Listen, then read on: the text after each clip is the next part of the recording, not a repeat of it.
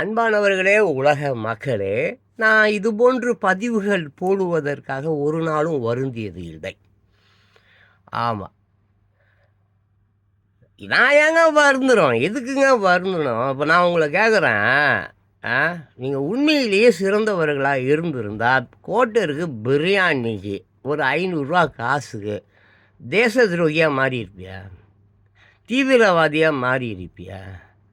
ஆ கலவரம் செய்றவனா மாறியிருப்பியா? ஆட்டைய போடுறது, கொள்ளை அடிக்கிறது, பக்கத்து வீட்டுக்காரன் பொண்டாட்டிய அபகரிக்கிறது, அவன் 7 வயசு 8 வயசு அ பாப்பாவ 10 பேர் சேர்ந்து கற்பழிக்கிறது, இதெல்லாம் செய்வியா? சொல்லு பார்க்கலாம். ஏன்னா நீ தான் மானத்த மரியாதைய விற்கிறவனாச்சே. உயிரிலும் மேலான ஓட்ட போய் வெறும் அல்பம் பிரியாணிக்கும் கோட்டரிக்கும் விற்கிற உன்னெல்லாம் நான் ஏன்யா மதிக்கணும்? காலம்பூரா காசே அவங்ககிட்டயும் வாங்கினதில்ல. இன்னும் சொல்லப்போனால் எனக்கு 62 வயசு.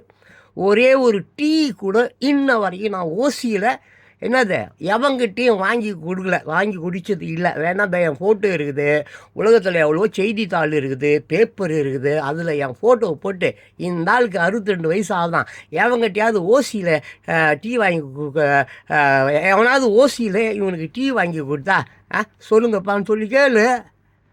பாருங்க தம்பிங்களா, நான் சொல்கிறேன், இந்த உலகம் பயங்கரமான சிக்கலில் இருக்குது. ஒருத்தன் கையிலையும் 5 ஃபோன் வச்சுன்னு இருக்கிறப்பா. 5 ஃபோன்.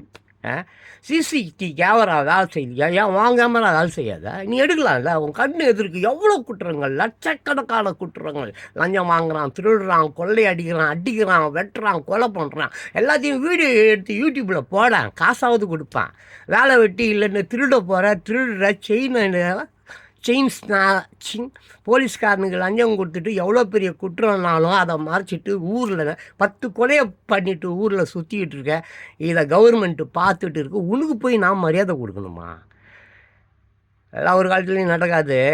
கனவுகள் உனக்கு சொல்லும், நல்ல கனவுகள். ஆமாம், நன்கொடை இயற்கையின் நன்கொடை கனவுகள் அது உனக்கு சொல்லித்தரும். நாளைக்கு பேரிடர் வருதா, நீ சாவ போறியா, முன்னாடி சாவ போகிறாளா, இந்த உலகம் அழிய போகுதா?